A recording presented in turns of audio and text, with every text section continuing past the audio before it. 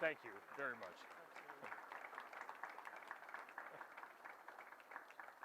Okay. Okay. Thank you.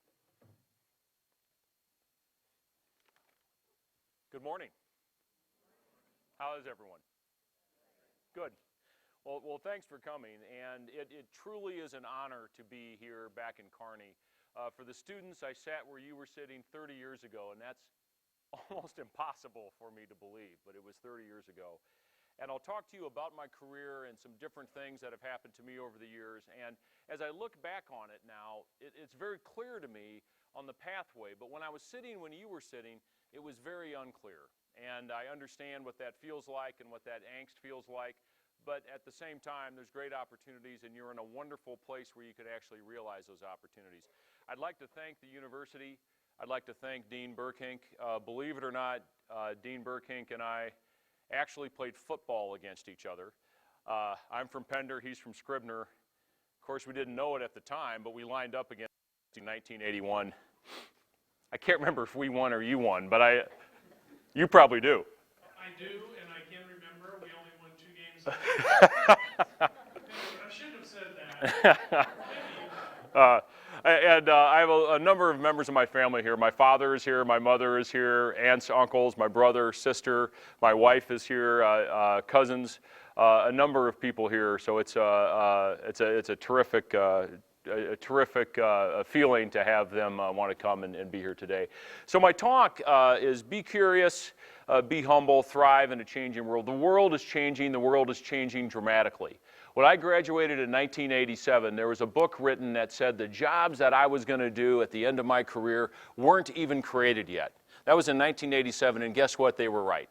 That's exactly what has occurred. And for all of you sitting here, the next 30 years, it's going to be almost impossible to imagine what the differences are going to be and what skills you're going to have. So continue to learn, because when you walk outside of these doors, your education is not over, it's just beginning. And if you want to be competitive, you're going to have to do that. So let's talk about a few things. This is, I work for Medtronic, but I am here today on my own behalf, and so this is that disclaimer. But let's get into it a little bit. So it's great to be here at Kearney. This is a little bit more what the university looked like when I was here. Men's Hall is still going. That surprises me, but it's here and still working. But I grew up, I was born in Henderson, Nebraska. Any of you from Henderson here? Okay, okay, we've got a few folks from Henderson, and then really grew up in Pender, Nebraska, which is in the northeast part of the country. And you know, my mother works in a hospital there. My dad was the mayor of that town. So it's a great place to grow up. How many of you are from small towns? All right, yeah, a lot of us. So it's pretty typical. It's a great day to be a Pendragon, by the way. Let's see if this is working. All right, we'll do something. Okay, there we go. So looking at my career, this is kind of the progression. So I started with a company called Coca-Cola. You guys heard of them? All right, I was a sales rep for them, and I sold coffee. They used to own a coffee company. And most of you probably weren't around when this happened, but in 1989, during the World Series between the San Francisco Giants and the Oakland A's, an earthquake happened. And then it was a terrible earthquake. But I remember that day forever, because that's the day I got fired from my job at Coca-Cola. They had sold our company, our division, to Procter & Gamble, and all of us lost our jobs. And wasn't sure what I was going to do. You know, I was 24 years old, I'd been out of school a couple years, and but a story I'll tell later is something happened. I entered the medical device business with a company called Bard, which is a great company, just got acquired in Dickinson. And then I went to work for a company called Boston Scientific. And at Boston Scientific, I had a number of experiences, including having the opportunity to live in Asia. I moved to Singapore and lived there for 3.5 years. Company called EV3. EV3 was effectively a startup technology. And it gets real interesting between EV3 and Covidien when we were acquired. So we were acquired by a much larger medical device company. And at that time, we got acquired. Covidien was about an $11 billion company, and I thought no one was going to acquire us. And then Medtronic came along, and they bought us. And that happened in the last couple of years. And so what I'll do is I'll show you a little bit about the story between that time. So when we joined the startup, it was romantic. It's the idea of starting in a new business and a new company. It's about building something and creating something that's bigger than yourself. And then there's the terror of not having enough money, thinking you could fail at any particular moment and not being able to have it. And I think if I would have known at that time when I joined what it was going to take to get it across the finish line, I'm not 100% certain I would have done it. This is what it looked like. We started here, 0 revenue, and then we went on a series of acquisitions. We had private equity working with us. Private equity is money that's out there that is basically given by people that want to invest money but are looking for a higher return. And we had a very good private equity partner. Can you hear me okay or not? Okay. All right. Sorry, guys. And we had a wow, okay, that's better. We had a very good private equity partner, but the thing you find out about private equity is they don't really care about you as a human being. They care about the performance and ultimately what happens. So we went on a series of acquisitions, built new businesses, and then this continued. And then 2010, we get acquired by Covidien. And that was a $2.7 billion transaction. And we were acquired and moved into the company. And at that point, I moved to Paris, and I was running their international division. And then everything was going great. And I was, as Dean Burkink had said, I'm part of the University of California Irvine CEO Roundtable. I was at graduation there that President Barack Obama was speaking at, and we announced that our company was getting acquired by Medtronic for the largest medical device acquisition in history of $43 billion. And so it was quite a ride, and I learned a lot along the way, and I'll share some of that with you. What I'll do is I'll advance it here. I think it'll work a little bit better. So the company itself, what you'll see is on your chair, it starts with our mission. Our company was founded, Medtronic, was founded over 60 years ago. And it was founded by a gentleman named Earl Bakken. So Earl is still alive. He's 94 years old. And Earl is living today with what he invented. He's being kept alive by what he invented. Earl invented the internal pacemaker. So years ago in the 40s, we would have power outages. People, if they needed their heart to be electrically paced in order to keep their heart beating, these devices plugged into a wall. And then what would happen is the power would go out, and patients would die because their heart wouldn't be paced. And so Earl had the idea of making a battery-operated device, which he created up in his garage in Minneapolis. And then that device actually is what launched the company.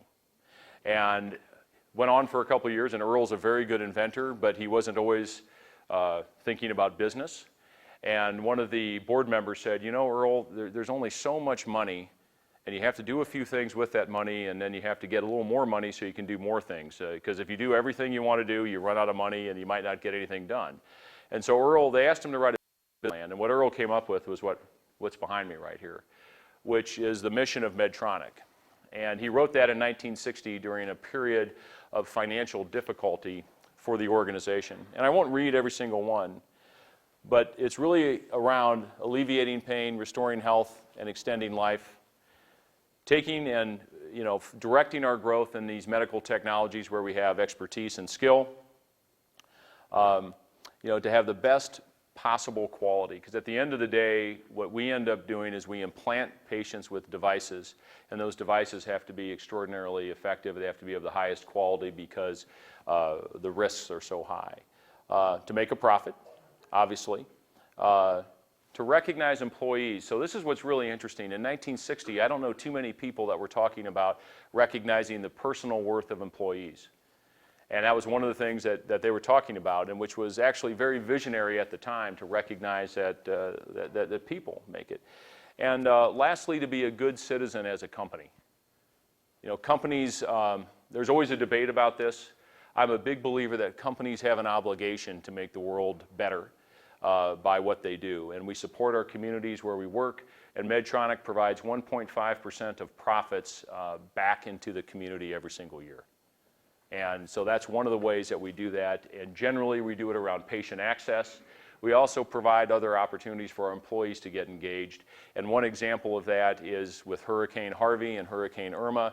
Every single one of our employees who wants to can take 5 days of paid time off that doesn't get charged against their vacation, and they can actually go down and help these people. And so that's one of the ways we give back to the community, and that was very insightful. So looking at the company, let me go back here quickly. This is what, there we go. So this is what it looks like today. So the business I run is called Brain Therapies, and we look at all the neurotechnology that we utilize in the brain today. There's about 100 million people around the world that suffer from diseases and disorders of the brain. Most of them go untreated. There's only about 10% of those patients that actually get help. So there's a number of people that still do not get help today. It's about a $5 billion global market, and we operate in 160 countries around the world today, and almost every place that we can operate, we do. Our business is broken up into these categories. The neurovascular is on the left side. These are devices that are inserted in an artery in your leg and then are driven up through the highway of blood vessels into your brain, and we treat different areas of your brain with these technologies. Very small devices. They're all engineered in Southern California, and that's how we do that. Brain modulation. How many of you have heard of Parkinson's disease? Yeah, most of you. It's an uncontrolled movement. It's a movement disorder. This year, it's the 200th anniversary of Dr. Parkinson from the United Kingdom. He first identified this, and he called it the shaking palsy. He published the paper on this, so it's 200 years. And 30 years ago, we discovered, and the first implant was done, that if we electrically stimulate certain areas in this area of the brain called the basal ganglia, we could actually stimulate the brain and get some of these movement disorders under control. And a little later on, I'll show you what that actually looks like. So we have a business that does that today, and it's really important. Medtronic has pioneered each of these areas. Neurosurgery. We make all the tools and devices for surgeons to go into the brain, go after brain tumor, epilepsy, hydrocephalus, other types of areas, and then our enabling technologies underneath. So we make all the different technology that allows the surgeon to navigate into the brain, that knows precisely where the physician is when they're inserting a device into the brain, so they only go to the correct structure. And we image at the same time, so we get real-time imaging as this is happening. The other cool part of my job, it's a little geeky sometimes, but the other cool part, did you guys see that movie Doctor Strange? Remember that? It's yeah, you saw it, you like it? Yeah, it's kind of a cool movie. Our technology's in there. You know, he's a great neurosurgeon, and all our stuff's back there. So we like took the entire company to see the movie, you know, for our 1.5 seconds of fame. But it was pretty exciting. So what I'm going to show you now is a video about our Stealth Station technology. Stealth is more than the name of our system. It's elegance and simplicity. It's the way you work. You are Stealth. That's why we've designed the most advanced Stealth Station yet. From the second you log in, you'll know. A brand new interface, so intuitive, it seems to know what you're thinking. Introducing Stealth Station S8.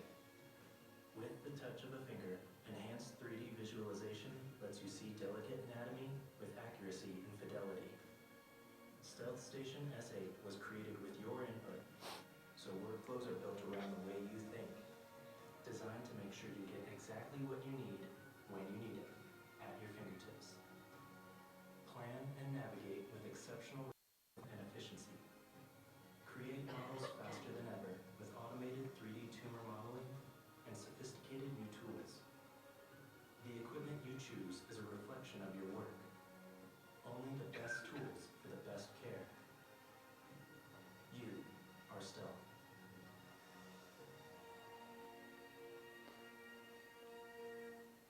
So that technology is developed next door in Colorado. It's in the Louisville, Boulder area of Colorado, and a lot of obviously computer algorithms, software algorithms, hardware, firmware, and what it allows the surgeon to do is plan before they actually do the procedure so they can understand exactly where they're going to go into the brain. And then on top of it, intra-procedurally, it sees where the instruments are, where the patient is in 3D space. So if the patient moves, this adjusts for that.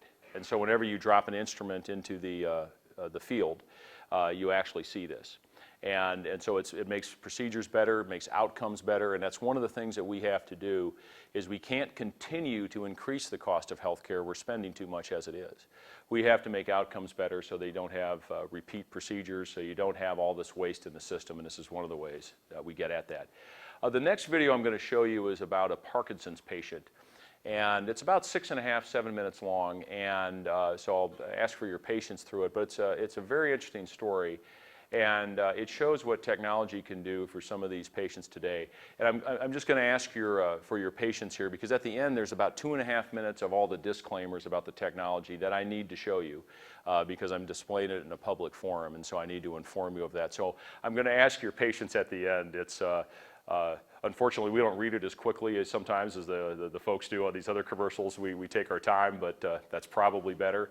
But I think you'll enjoy the story, and it gives you an idea of what some of these implants can do and what's possible today inside the brain. And we're just scratching the surface of this technology.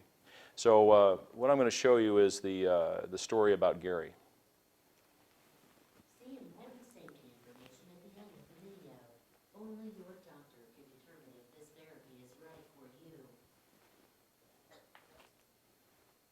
When I first saw Gary in the clinic, he came in, he was sitting in the exam chair, he was shaking, very, what we would say, tremulous. He seemed rather uncomfortable. And when I talked to him, he explained to me that he was attempting to take a common Parkinson's medicine called Stalevo. And when he would take the medicine, unfortunately, it gave him such significant nausea and sometimes vomiting that he was having a really hard time taking it. When he would take the medicine, his tremor and his speed of movement would get better, but the side effect had really almost become intolerable for him. At that time, we added on an additional medicine called levodopa or carbidopa, and that helped to minimize his nausea so he could tolerate the Stalevo better. However, we discovered that his tremor still was not under good control. So at that time, I decided we need to talk about deep brain stimulation surgery. It was devastating. To not be able to control your physical being, it progressed really fast, from shaking to flailing to not being able to hold a glass of milk or food on your fork. Well, I didn't go to town. I didn't want to be seen. So when I heard about the surgery, well, they tried every kind of medicine. The doctors tried all kinds of medicines, strong doses, and it never worked. It didn't affect it. Just made me sick. What you'll see is fairly dramatic. When we turn Gary's device off, there's a return of tremor that's almost immediate.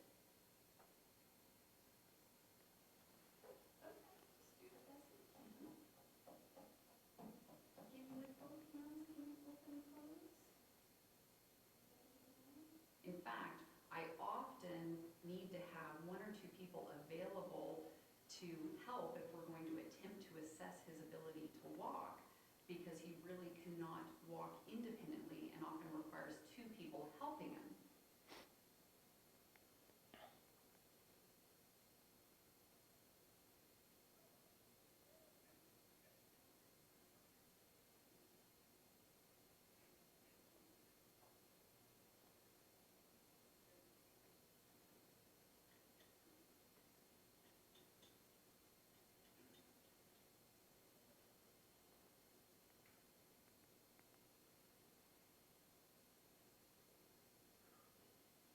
For Gary, with his DBS device on, it allows him to walk better. He still uses a cane for safety and to prevent falls. Gary has now had the DBS device implanted for 6 years. With his device on, he has excellent tremor control, and he has improvement in his speed of movement and his rigidity. other benefits for Gary was that also in our ability to reduce his medicine after surgery, he no longer had the issue of nausea or the difficulty tolerating the medication. When you think you're down to the count,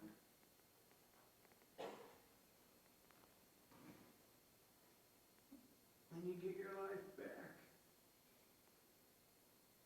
it's indescribable.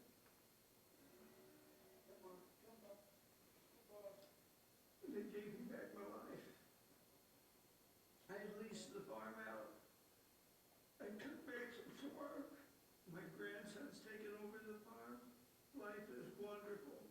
It's a second chance.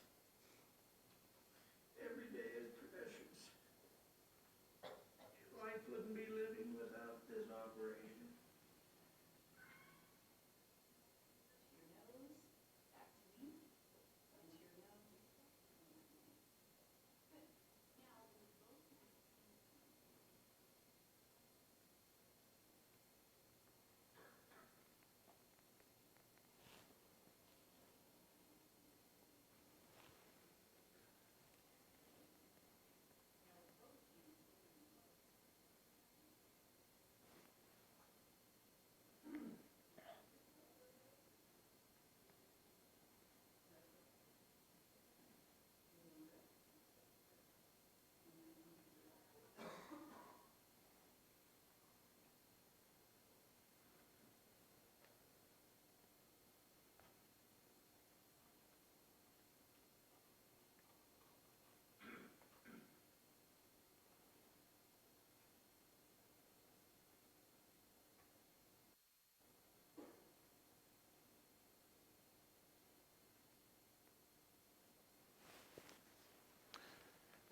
So we'll let this go for a couple minutes, but you can see the impact that technology can have on someone's daily life. So I'll let this go quickly. Thank you. DBS helps control the movement symptoms of Parkinson's disease, including tremor, slow movement, and stiffness. You may be a candidate for this therapy if you have had levodopa-responsive Parkinson's for at least 4 years and at least 4 months of movement symptoms not well controlled by medications or medication side effects, such as unintentional movements, dyskinesia. Placing the DBS system requires brain surgery, which could have serious and even fatal complications, including coma, bleeding inside the brain, stroke, seizures, and infection. Once implanted, the system may become infected, parts may wear through your skin, and the lead and/or extension connector may move. Medtronic DBS therapy could stop suddenly because of mechanical or electrical problems. Any of these situations may require additional surgery or cause symptoms to return or worsen. Medtronic DBS therapy may also cause new or worsening neurological, psychiatric, or Parkinson's-related symptoms. In patients receiving Medtronic DBS therapy, depression, suicidal thoughts, and suicide have been reported. This therapy is not for everyone. This therapy should not be used for patients who will be exposed to diathermy, DP treatment, or transcranial magnetic stimulation. Magnetic resonance imaging, MRI, should only be performed as described in the product labeling. The DBS system may interact with other medical devices and electromagnetic interference. Not everyone who receives DBS therapy will receive the same results. Patients should always discuss the potential risks and benefits of the therapy with a physician. A prescription is required. For complete safety information about Medtronic DBS therapy, call Medtronic at 800-510-6735 or visit Medtronic's website at medtronicdbs.com/pdsafety.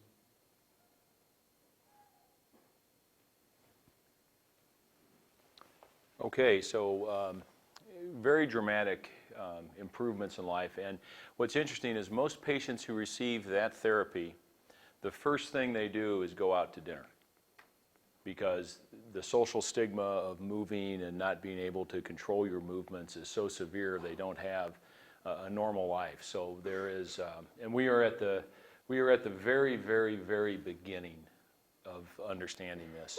And our scientists in Minneapolis now are developing ways where they can understand what the brain is actually doing, feed that information back into the chip, and then the chip itself customizes what the actual therapy would be. And to give you an idea, the electrical stimulation that we place into the brain is 1,000,000 times larger than the signals we receive from the brain. So to put that in practical terms, if the stimulation that we send down the brain is Mount Everest, the signals we receive from the brain are the stone that you pick up when you're on the summit of Mount Everest. That's the relative difference in signal strength that we have to determine. So it's a terrific therapy, and one that's very impactful. So I'll spend the last bit of the presentation talking to you about lessons I've learned, how did I get here, and what was my experience. And as I said earlier, it was pretty easy for me to look at it now, pretty hard when I was sitting in your chair. So the first is be curious. There's a lot of exciting things out in the world. There's a lot of different ways to do things. There are a lot of things that are yet to be discovered.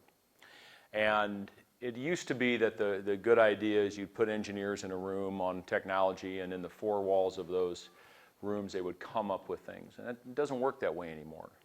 And you have to really be agnostic to where the idea comes from. The idea could come from anywhere. There was an ultrasound device that was created for India. And it was created for India because they couldn't afford in India a $250,000 freestanding ultrasound machine. Too expensive for the large population. In addition to that, power was unreliable in some of the remote towns and villages. You couldn't move something large around. So a device was developed that was handheld, fit in a briefcase, and effectively had a 4 to 5 hour battery life. You could charge it and take it on the road. And it wasn't perfect in every case, but it was good enough. It gave physicians enough information to look at carotid arteries, the heart, somebody who was pregnant, and really rule out a lot of bad things, and if they weren't sure, they could refer them to somebody else for better help. What was interesting about that is it was designed and built for that population, for those towns, for those areas. But interestingly, the device ended up coming back to the United States because many rural physicians had the same problem. They would have to move around to different clinics and other places. Not each clinic wanted to buy one of these units, so it came back this direction. So be curious and be open-minded. There are so many other opportunities out there, and you have to be willing to look to go find those. My wife, Marnie, is here. She's in the front. You can wave, Marnie. I know you hate being called out for any reason at all, but she's here. Find a great partner, and these are great journeys that you're going on. Most of you here are older, or from a standpoint of college, you're juniors or seniors, and over the next several years, you're going to be thinking about that on who your partner should be. We spend a lot of time thinking about our business career, about what job we should take. Sometimes we don't spend enough time thinking about who we're going to be with for the next 30, 40 years. And when we don't spend time doing that, we might be with them a lot less time. So spend time on that, and find somebody that you support that will also support you, but also has some of the same values, vision, other types of things that you want. The power of yes. This statement was said by Jason Mraz, the singer, and I find yes to be the most valuable word in the English language. It's amazing the power that it has to start something, to gain agreement, to end debate, to move forward in the world what you need to move forward. And it doesn't mean you say yes to everything. I think there was a movie about that. I'm not sure it turned out well. But it's important, though, to get to yes. Because that's where things happen, that's where people have opportunities together, and that's where they can learn. And it's also important for you. One of the lessons of my career is kind of looking back on it now. I said yes to every opportunity that was put in front of me. Part of the reason was I was afraid they'd stop asking if I said no. Now maybe that wasn't true. Maybe I overclubbed that particular attribute a little bit too much. But what it did do is it gave me opportunities and gave me different experiences. Back in 1997, when they asked me to move to Singapore we said yes and we went and did it. A lot of people wouldn't do that. They didn't want to move, they didn't want to go somewhere else, but it helped my career in so many ways. It gave me international experience, allowed me to kind of early on get into China and understand what's happening in China. It allowed a lot of different learning, a lot of different opportunities. So embrace that and do those things. It helped me a lot, and as I look back, the pathway became significantly more clear. Find a mentor or create one. There's a gentleman from Kearney, Nebraska who's not here today. His name's Bob Decker. Bob's daughter is here though. And Bob was with Coca-Cola, and Bob worked in sales for Coca-Cola. And I came out of college, got the job at Coke, and I was completely green. I had no idea what I was doing.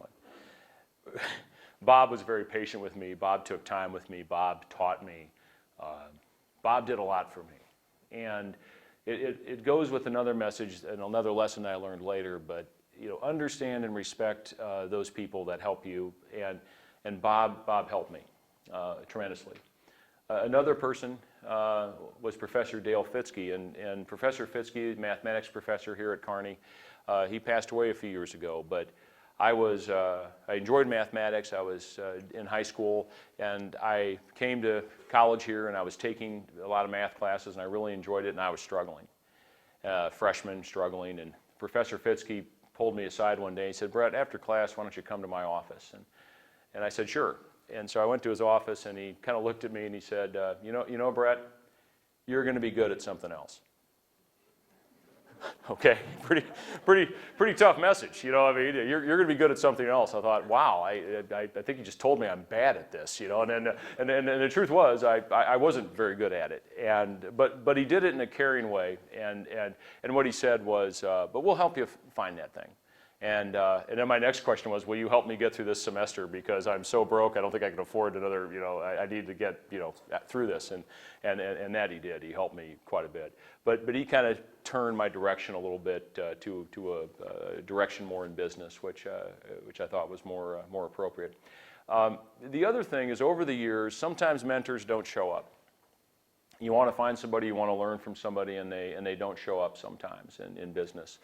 And I read a lot and worked hard to create my own. And one of the people who I never got to meet because he passed away was J. Irwin Miller. And Mr. Miller was the chairman and CEO of the Cummins Engine Company, Cummins Diesel. We have a lot of those engines out here in Nebraska. And the thing that I learned from him by watching him is he created a great company. He created a lot of jobs. He became a global company. He also gave back to his community in an incredible way. He utilized his success in business to help other people along the way. One of the things he did in the 1950s is he sent one of his, what we would call human resources team members today, to the historical black colleges and universities. These are traditional colleges where they've been around for a long time. And he said, go find someone we can, this is in the 1950s, go find someone we can put in our management training program because they're not getting the opportunity because they're black. Let's go find some of those people. And that's what they did. And he built really a life on social responsibility, but also built a great company. And I do think he can do both. And great lesson for me, and I've read everything about him I could, and even had the opportunity to meet some people that had worked for him, which was very instructional. So find a mentor or go out and create one. It's really important. So where you all are today and where I was 30 years ago, when I got into the medical device field, like I said, it found me. But once I got there, I had the realization that this is a good place to land. The baby boomer population was growing. People were going to need more health care. Technology was being applied into health care. Health care was getting better, more effective. And I saw a lot of investment going into health care. New companies, other larger companies getting bigger, more things happening. And so one of the lessons I learned there was the importance of staying in the flow of investment. Be in that area, that field, that place where money is coming in, where investment dollars are coming in, where new businesses are building. And that's in any discipline. Are you a marketing person, an accountant, an attorney, whatever it is, your industrial design, industrial development, operations, supply chain management, quality, clinical, and any of those areas that you have. If that's your passion, look for those places to stay, because when you stay in that flow of investment, there's a lot of opportunities, and the world is growing and changing, and you'll be part of that.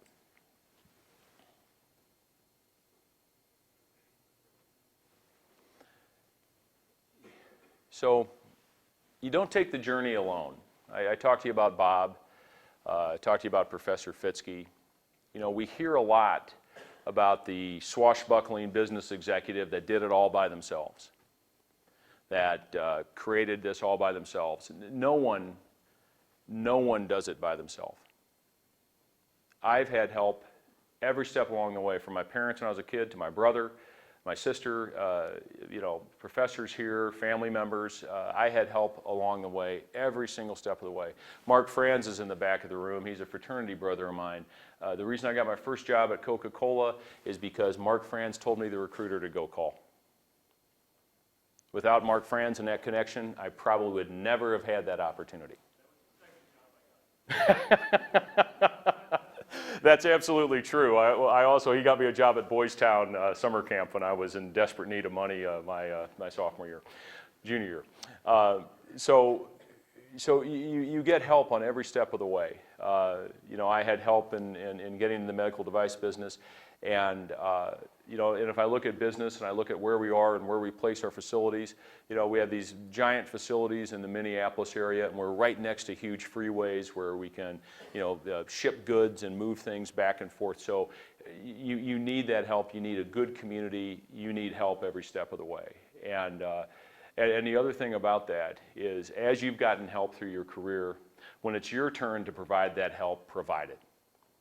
Take time with people, mentor them, give them opportunities, take chances on good people that have good ethics, good work ethic, honest, high integrity. Take chances on those kinds of people, but when it's your turn, you have a duty to actually pay it back in the cycle. Okay, risk. So nothing happens in business without taking risk. Risk, you know, sometimes that sounds terrible. It sounds like it's the worst possible thing you could do. But risk and reward are two sides of the same coin. You have to be willing to take risk. You have to be willing to take appropriate risk in order to get done what you need to get done. Because great ideas, new markets, new technologies don't get developed unless somebody takes the risk. Financial, career, you know, your kind of job, your job history, where you go. Take those risks. It's necessary for the reward. And, you know, and they can go on both sides. You can sometimes have a risk that doesn't pay off. But I can guarantee you that in this space, that is the great thing that helps. Mistakes happen. I've learned much more from the things I've done wrong over the years than I ever learned when things were going well. Usually when things are going well, you forget to do the things that made you do it right so it goes well in the first place, and then you end up getting a mistake again and you have to go back and fix it sometimes. We try not to do those too many times. But several times in my career, you have to take on problems. Part of what you will do as you go out into the business world is your job is really going to be to solve problems and solve issues. The easy things are kind of, those get taken care of. Somewhere along the line, that stuff gets done. And the stuff that usually ends up as you manage more people on your desk are the things no one else had a solution for, so you got to work with your team to figure it out. And it's important to remember that. So embrace your mistakes. Really embrace them. Lean into those, learn from them, understand what went wrong, so when the opportunity comes next, you can do it differently. When we were part of the startup company, we had a new technology for brain aneurysms, and it was great. The problem was we had a complication from the therapy that we didn't know about, and we found out much later. It almost destroyed the company. The company had gone public by that point. Our stock price went down to less than an ATM fee. What's an ATM fee now? $2? Our stock was less than that. The company itself almost folded. And we got to the point where if we couldn't get more money invested, we weren't going to be able to pay people. And we weren't going to be able to survive to move on. And that was a harrowing experience. Primarily because you feel like, number one, you're gonna fail, and if I fail, it's not such a big deal. What I felt is I was failing on behalf of all the people that were working with us, because that's the worst kind of feeling. Because if you made a mistake and that affects a bunch of people and their jobs, that's a horrible feeling.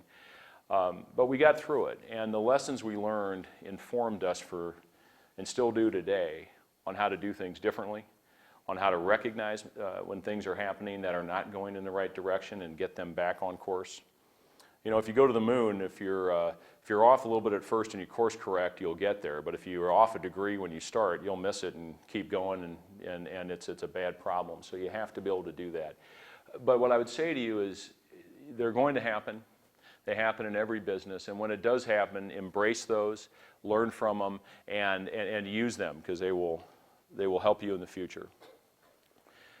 Of all the things I've seen in my career, nothing, and I mean nothing, not intelligence, not your background, not whether you were from an Ivy League school, none of that replaces hard work. None of it does. And I've seen people who had great backgrounds, who had a very high pedigree, who were unwilling to engage in the hard work. And their careers didn't go very well. So one thing about Nebraskans is we know hard work.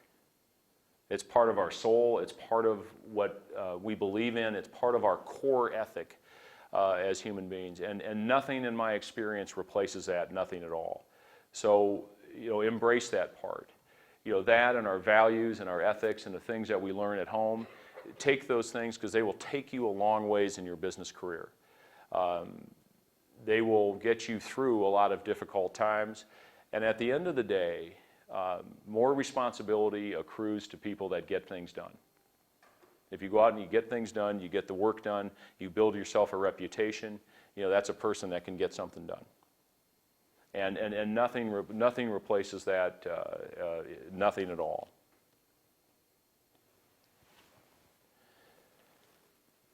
But you can't be all work. You have to do things outside of work.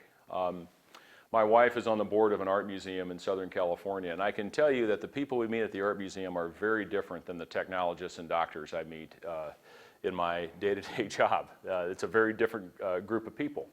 But it's exciting in a way, because you gain different perspectives, you get to compartmentalize some of the other issues of your life, and you get to do different things. And so from that aspect, get into that. Take those opportunities to do different things and learn about different things, and have passions that are outside of work. Don't be a monolithic kind of individual, and have other things to do. And we've got a bunch of things up here, mountain bike riding, cooking, music, lots of other things. How many of you guys saw the eclipse a couple weeks ago? Did you all go to Foster Field? No? Somewhere else? Yeah, we saw it in Oregon. We were in Oregon, and was it amazing? Yeah, it was.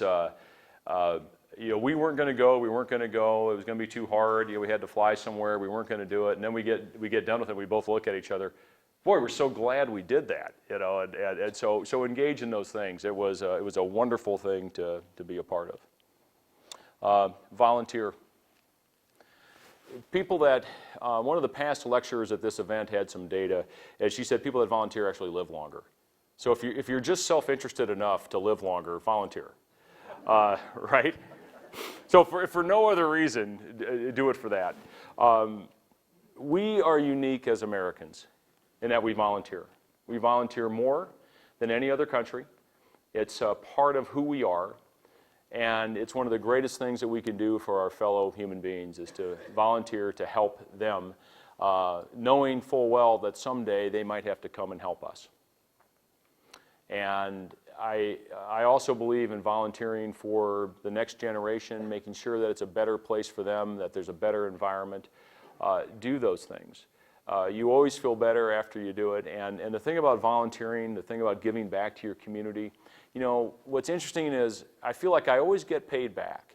Never in the way I think I will, or never in the, you know, I don't do it to get paid back, but there's always a return on that. And the return sometimes is meeting new people and doing new things, you know, providing, you know, young people opportunities to do something. We have this individual who works for us in our office in Irvine, California. He started as an intern at like 15 years old after school. But that's been like 12 years ago. So I perpetually think of him as 15 years old because I don't think I've aged a bit, you know, and he, you know, but, you know, in the meantime, he's gone to college, got an engineering degree, did all this other stuff, and now he's a full-time employee. But what I'm so happy about is someone gave him an opportunity early and changed the trajectory of his life, and he, you know, kind of moved in a different direction. So volunteer, work with people, work with organizations, work with institutions. They're important for the fabric of our society. They're absolutely critical, and your help is needed, and we're all stronger when we do that. I work for a very, very large company. And as I mentioned earlier, we do business in 160 countries around the world. Almost every place we can do business, we are called on to do business. And even in some of the parts of the world that are exceptionally difficult to navigate and operate in right now, we work with the United States government in order to provide therapy and help people because, you know, medical technology, you know, should be many times above politics. You know, many times it needs to be for humankind. And so embrace diversity. And I'm talking about all kinds of diversity. Diversity of not only all of us, is all the differences that people have, all the, you know, is it race, is it religion, is it your background, but it's also diversity of thought. Our customers today, our patients today, the people we treat, look like the entire world. And when we have individuals that work for us that represent those communities, we make better decisions. We make much better decisions. So, first of all, it just makes sense. You'll run a better business. Secondly, it represents more of the world that we work in, and if you're a global company, you need to do that. And third, it's the moral and ethical thing to do. It's the right thing to do. So we place a high accountability on that. We want to work with a lot of different people, and I'll tell you a story.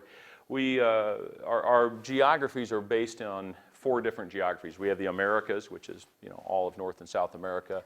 We have Greater China, Hong Kong, Taiwan. We have Asia Pacific, which includes Japan, the entire Asia Pacific rim, Southeast Asia, India, Australia, New Zealand. And we have EMEA, which is Europe, Middle East, Africa, Russia. Those areas. Those are the 4 geographic distinctions we make in running our business. We do a lot of work in the Middle East. And we all have heard the difficulties in the Middle East. We hear about the difficulties with Palestinians, the difficulties with Israelis, the difficulties they have together. But what's interesting is when we have groups of people from these areas and they have to work together to solve a problem and work together to solve a business problem, a lot of that stuff goes away. Now, it's not a panacea. It doesn't help everything. It won't solve all the world's problems. But I think when we do that, we make the world just a little bit of a better place for a while. And business can help you do that. And I would encourage all of you to do that and embrace this aspect of business. The globalist idea, global business, that train has left the station. So whatever you may think or whatever others may think, it's a global world that we're in today. And, you know, I would urge all of you to take a look at that. I've talked to a couple of classes this morning. I would also urge you to learn Mandarin as quick as you can. Because the next 30 years, it's going to be very, very interesting what happens. There are more cranes operating in the city of Shanghai than in all of North America. So there's more big construction projects going on there than all of North America. So it's an exciting area. We have 4,000 employees and about $2 billion worth of revenue in China today. And China spends, I think, just a little less than 4% of their GDP on healthcare. So imagine if that GDP goes to 6. Imagine if it goes to 8. And the other aspect about doing business there is we also have to manufacture product there. We design product there.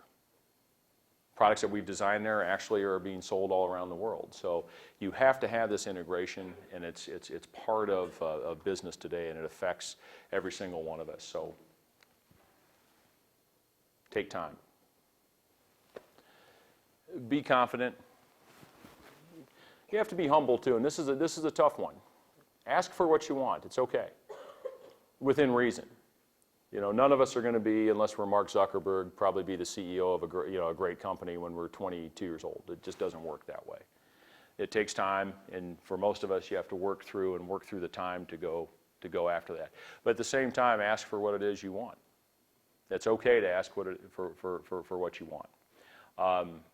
But also be humble. Understand that there's other people that are affected by other things. Don't let arrogance get in the way of doing a good job. And most importantly, and lastly, all of you, I am very, very envious of all of you here today. You're going to have a great ride. You know, it's the next 30 years of what's going to happen. I can't even imagine what it is, but I need all of you to do a good job, because 30 years from now I'm going to be 82, and I'm going to need your help, because I probably won't be working, and I'll probably need you to come up with the next great advances. But I'm very envious of what you're going to look at, what you're going to face. You know, the jobs that we have today in our medical technology area, they weren't here in 1987 when I graduated. We weren't doing some of the things that I've shown you today. So the engineering, the medical affairs, the sales jobs, the regulatory jobs, none of that was was understood. And over the next 30 years, with the increasing rate, which is effectively an exponential rate of increase of knowledge, and you know, knowledge on top of knowledge, and building upon things, the advances are going to be in the extreme. So enjoy it. It's been a great honor to be here. Dean Burkink, I think we can open it up for questions now if you're ready. Thank you.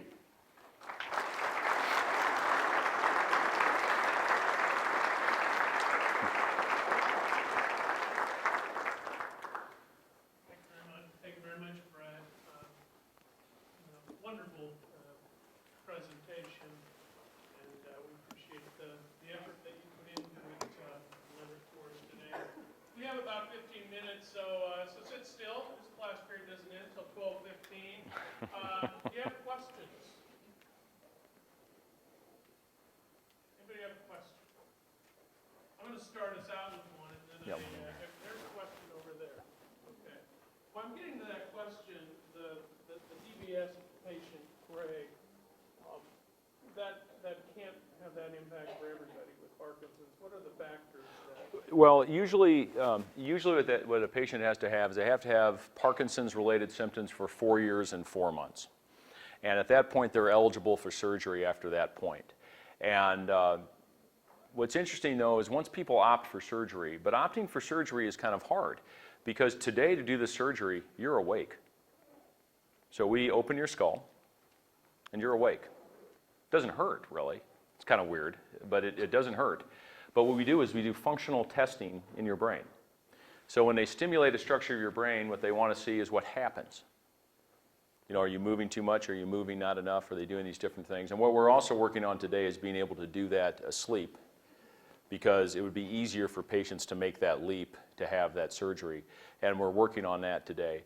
But about 89% of patients who've had the therapy are very satisfied with the endpoint of the therapy. And I think what we saw Gary there is, I mean, you know, he was leasing out the farm. He couldn't work anymore. He couldn't hold a fork. He couldn't, you know, hold a glass of milk, he said, or any of those things. And so the quality of life aspect is what people really respond to with the therapy.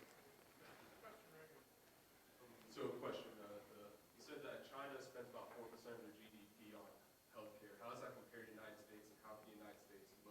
Yeah. Great question. The United States spends between 17 and 18%. And it's slowed a little bit in the last few years, but it's been increasing. So the way I look at it, if I was in Times Square and I told the other classes this, if I was in Times Square for like that, New Year's Eve party that they always have, 1 out of every 6 people or so I bump into would be in healthcare. That's insane, right? It doesn't make sense. It's not sustainable. We can't continue on this. So we have to make the transition, and we have a couple of things that pervert the system today. A lot of surgeons and physicians are piece workers. They get paid for more procedures.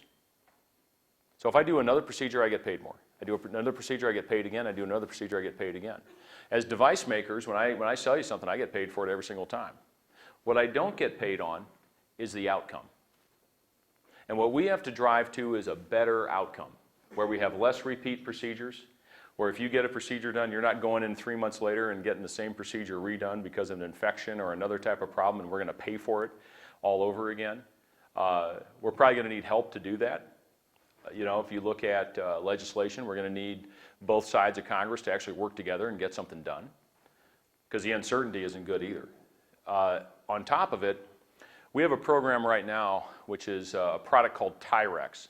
So when a person gets a pacemaker today, it's called, in the industry, we call it sounds kind of crude, but we call it a can. It's basically a small metal device that has a battery and a chip in it, and it paces your heart, and you implant it right here under your clavicle in your chest. But what happens to some of those patients is if they get an infection, you get a pocket eruption. So all of a sudden this can starts emerging from your skin. And it's terrible, because if you get an infection, that infection can go into your heart, and you don't want to do that. So we make a device called Tyrex. It is an antimicrobial pouch that we place the unit in and then implant that into your chest. And that prevents infections. And so what we've been doing now is with United Healthcare, we're doing a risk-sharing program where we actually say, we will lower your infections, and we will risk share with you. So if you get more infections, than this rate that we've agreed upon, we will pay for those extra procedures. So we are sharing risk now with the institution and with the hospital in order to change practice, in order to have a different outcome at the end. And this is at the very beginning, and it's very hard to do. But we have to start getting paid for outcomes versus getting paid for, providing a device. Because in our value chain, there's the patient, there's the doctor, there's the hospital, there's the payer, there's us as a company. And usually in business, if you have something that really works well for one party and is really not good for the other 4, it's not a good deal. And eventually it needs to change. And so what we have to do is find ways where, and we have a couple of these going on right now, where everyone in the value chain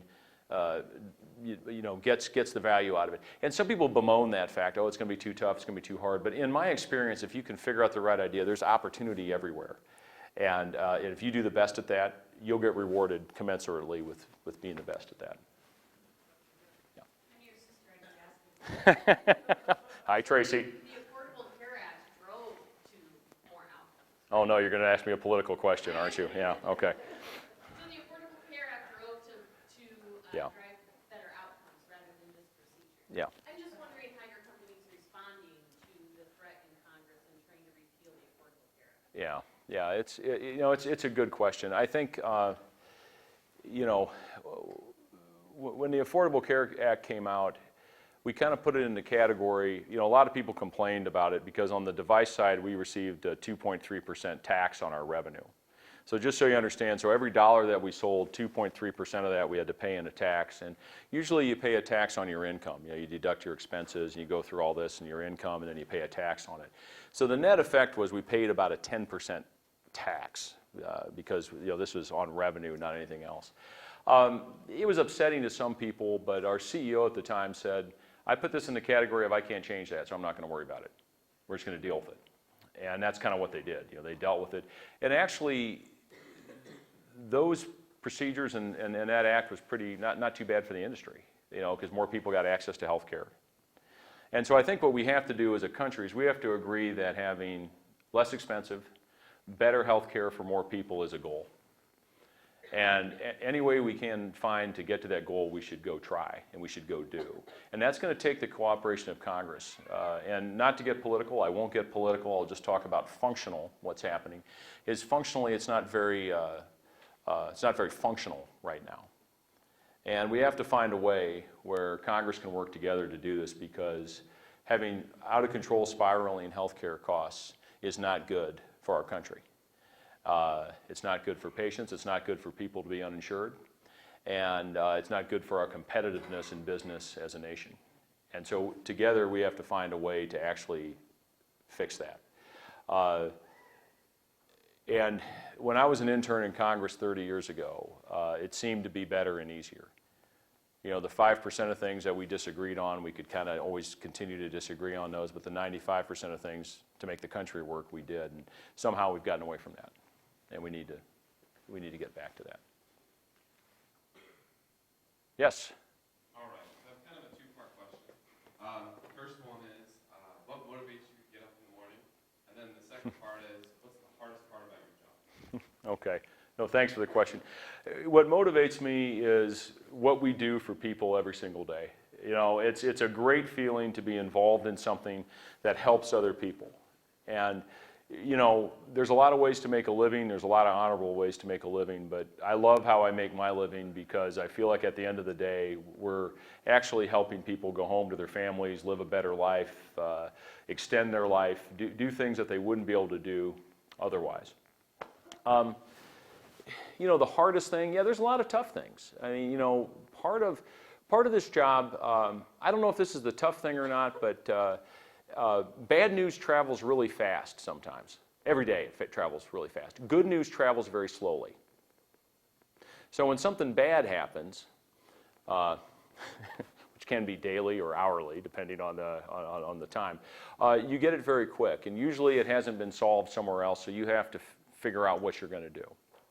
And it can be technology problems, it can be product problems, it can be geopolitical, it can be Hurricane Harvey and Irma, you know, are significant impactors potentially. It can be last quarter, this is publicly disclosed, we had an IT outage for several days. And so let me tell you what happens at an IT outage at our company. Everything is on the backbone of a software called SAP. When that's shut down, I can't ship, I can't build, I can't order, I can't process cash. That's very stressful when that happens.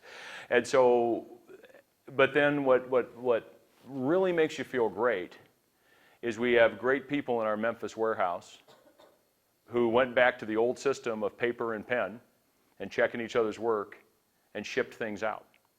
That were, and the company came together, and what we did is we prioritized what are the things that somebody will die if they don't have this technology. Okay, that goes to the top of the list. Top of the list. Something that's an elective procedure that the person can get later or can do at another time, that's shuttled to somewhere else. We'll pick that up when we get the system back in. And so, those, you know, dealing with a lot of different things are hard, and those things are hard. But the response that I see, I'm a big believer and I'm an optimist for the human race. And so when I see these types of things, it just reaffirms that we're all a lot better than maybe we think we are. And it's fun to be a part of that. Okay. I think I will leave the last few minutes for that line of students that I'm sure will be lined up to talk to you. So please join me in thanking Brett Wall. Thank you.